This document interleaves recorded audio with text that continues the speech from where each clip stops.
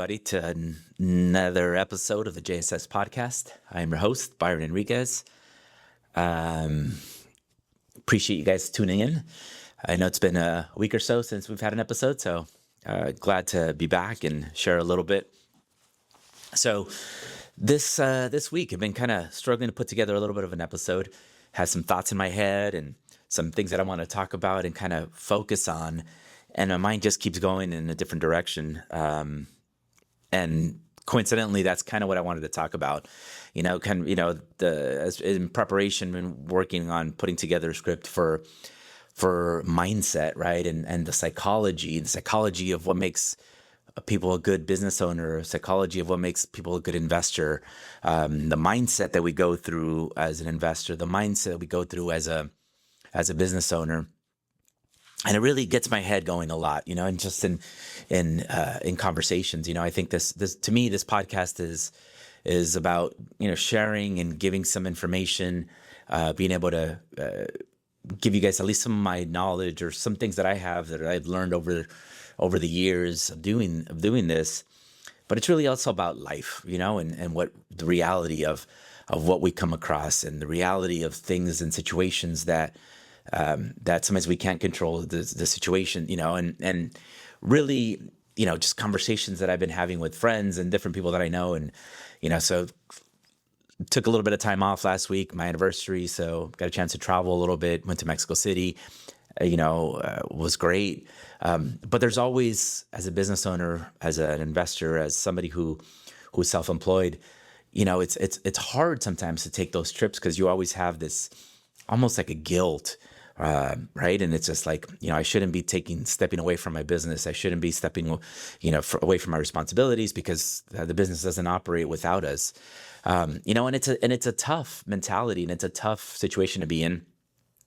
And I know, I was talking to a buddy of mine over the weekend, and he's self-employed as well. And he's like, look, he goes, every time I take time off or take a trip or something like that, I don't make anything, right? He's in a different type of business where, he has to be present in order to make money. He is the business. And if that doesn't happen, then he's not making money. And he's like, and it's hard to reconcile those two things where it's like, you need time off, you need to enjoy your time, your family, your spouse, your partners, all the things.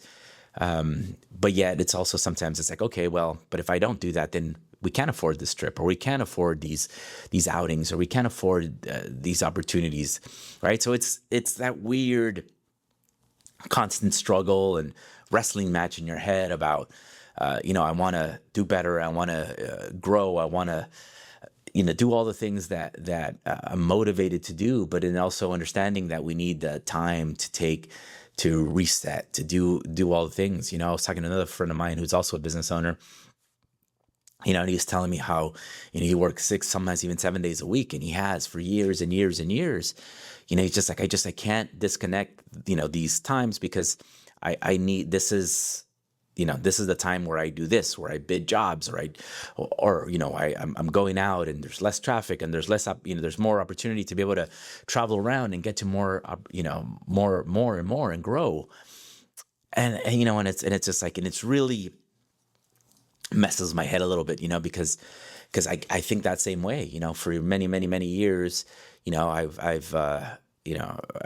carried the title of workaholic, to a fault, and, I'm proud of it at times, but also, you look at it and you're like, okay, well, what if I'm devoting or dedicating, these hours to this, where it's got to come from somewhere, and where am I taking from? And, am I taking from my relationships? Am I taking from my kids? Am I taking from family and different things? And all of them are true, right, to a certain extent. And you got to learn to try to figure that out. And not saying I have that, not saying I've learned, I've mastered it by any means. It's a constant struggle. There's that joke that people say, I traded my 9 to 5 because I wanted to be self-employed, and I traded my 9 to 5, but now I have a 24/7, right? And it is sometimes as a business owner, as an investor, these things are always on your mind, and you're always looking for opportunities, and you're always, focused on the next the next project, the next investment, the next growth opportunity in your business. And it really, again, really messes with you, because you're told that you need to work hard, and you're told you need to keep going and do more, but it does get to a point where it's just like, okay, well, I've done all I can do. So today, just kind of wanted to shift that focus a little bit, and talk about what are the things that we can do to help in those situations, right? One of the things that I think is extremely important is your partnerships, your relationships, being aligned with someone who understands what you're doing. It's very difficult to be in a relationship, and I'm talking more spouse or partnership relationships, where if the person that's supposed to be your guide and your right hand person doesn't understand your drive and doesn't understand how you go about things, it just makes things very, very difficult, right? It's having that alignment where your partner understands, your drive, understands, hey, you know what, we may be on vacation, but I got to take a quick phone call, or I got to do this, or I got to do that. Having that alignment, I think at first, is huge, right? Because it eliminates that extra stress, that we can get, right? That conflict or that butting of heads. And I think it's super important, as you build and as you grow, and to grow a business, as you develop, as you invest, as you look at new projects, is having those, having that alignment and having that understanding. And sometimes it's about communication, and having that communication, those conversations with with your people. And you say, look, here's what I'm looking to do. One of the conversations my wife and I have always had is we make a joke about it. It's, every so often we have a manager meeting, which means we just go out to lunch. And I just kind of give her a download about, what's going on in my head, what's going on with the business, what's going on, what am I focused on this next quarter, these next couple weeks, the next couple months, just so that she understands, this is where my mind's going to be at, this is where my head's going to be at, this is, taking space in my head, and this is the push that we're doing. So she understands that when the decisions that I'm making regarding budgets or travel or different things that affect our lives together, she understands where it's coming from, right? And I think it's been very, very helpful for our relationship, is to have that open communication about, hey, look, this is my focus for the next quarter. I'm building our fund. I'm growing, rebranding. I'm creating a marketing strategy behind this. And these are the events, or these is the talking points that I'm going to have for the next quarter, the next 6 months. And she understands that. Right. And I think it's super important to align yourself with those kind of people that get you and understand, so that when you are looking and you are, sometimes in your head, they understand where that mindset is coming from. Right. So I think that's super important, is to be able to have those people in your corner, have those conversations, being open with someone about, hey, look, this is what's important. This is why I want to do this. And I think when people understand why you're doing it, they can help you they can help you understand. Well, they'll understand better. They'll understand better, and they'll help support you in the way that will make more sense to both of you, right? And I think it's super essential. It's super key to have that. One of the things we've always talked about on this podcast, it's about having systems, and having, knowing your process. And I think that's very, very important, right? Because that helps take away some of that pressure. Where it's, hey, look, I know I can step aside because I trust my system. I've built something, and yes, that does take time to get to that point. But it's building those systems and having having that process in place so that you can step aside. Another thing too is bringing on help, right? Knowing when to delegate, knowing when you just can't handle enough, and knowing that comes a time where, in order to grow, you need to step back and surround yourself with more people. So, bring on an assistant, bring on help, bring on a virtual assistant, use the tools at your disposal to be able to take some of that load off. I'm guilty of it where I'm a micromanager and I want to do everything myself. But it's something that I've learning, not learned because it's still a process. I'm learning that I have to surround myself with help. So having to surround myself with people that know better, having to surround someone that I can offload some of the things so I can focus on what makes what I'm good at. One of the things that I remember learning a long time ago when I was in the corporate world still, and I had a job, and my day sometimes was monopolized by emails. And I was just sitting there answering emails all day, because it was a couple hundred emails. And then my boss came to me and he said, "Hey, look, I just want to have a conversation with you and let you know that we hired you for this skill set that does not include responding to emails all day, right? Your job is not an email, right? Your job is to motivate. Your job is to teach. Your job is to coach. Your job is to mentor. Your job is to create strategy, not respond to emails all day. That's not your job." And it really shifts that, because I know a lot of people in the corporate world, you can sit there and now, and it still happens to me. I wake up and I get to the office in the morning and I have 100 something emails to respond to. But is that your job, is to answer emails, or is your job to build your strategy, build your business, is to focus on the things that make you money? So again, it's a shift. It's that mindset. So it's that psychology of what's important, that psychology of where my time is best served. Sometimes you think you're working and you're just busy and you're doing busy work, and you're doing different things that, you could be spending time with your family. You could be spending time on different things, but you think, oh, I need to put in these 10, 15 hours days. And sometimes all you're doing is just answering email, and it's just busy work, and it's learning, bringing on that help that you need to be able to offload some of that, and I think it's extremely important. Again, something that I'm learning, and something that it's tough to learn to, especially when it is your business and it's your baby, and you feel that, you're nurturing this, but, learning to release some of it, hand it off, and surround yourself with good people. One of the things that I learned a long time ago, it's if I don't trust you to do this job, then you're not the right person for it, right? I haven't surrounded myself with the right people. And if I can't trust you, either A, it means that I haven't trained you properly, or you're not the right person. So one of the two things needs to be fixed. And as a business owner, as a leader, as a mentor, that's where we step in. Either I train you properly and I teach you how to do the job, or I find somebody who I can and I can trust with that. And I get it. It's very hard to let go of some of those things, and we want to do everything.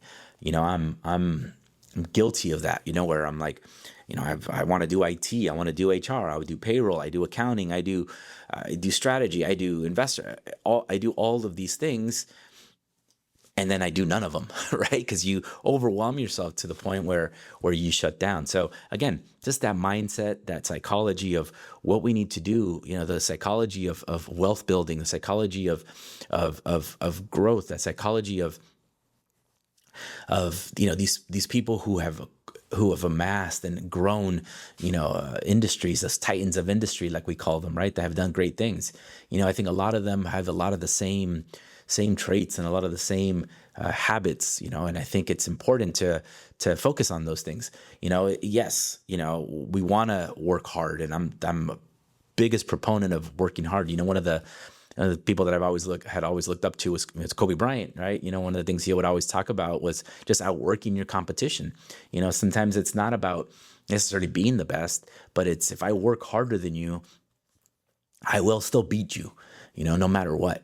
Having that chip on your shoulder, thinking, I'm going to work harder than you. And I've kind of mirrored my career after that, mentality where I'm going to outwork everybody.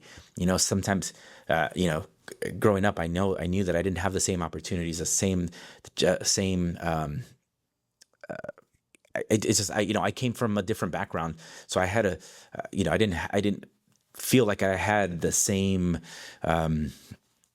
chances or whatever it was called, you want to call it. It's just like I felt that I didn't have that, so I always had a chip on my shoulder, thinking, I have something to prove, and I had to felt like I always felt like I had to work harder, and I had to outwork everybody, had to be the first one in, last one out, and I still have that mentality and that mindset. Luckily, I've got to a place where I don't have to do that. I don't have anything to prove, and I always felt that I did. I always felt I had to prove something to somebody, to myself, I guess it was, more than anything else. But I think it's a lot of it is that psychology of what we want to do, and what's important. And I think these growing this business, growing investing, I think it's important, right? And I think it's sometimes we hold ourselves back because we don't think we're capable. We don't think we have the know-how. We don't feel that we're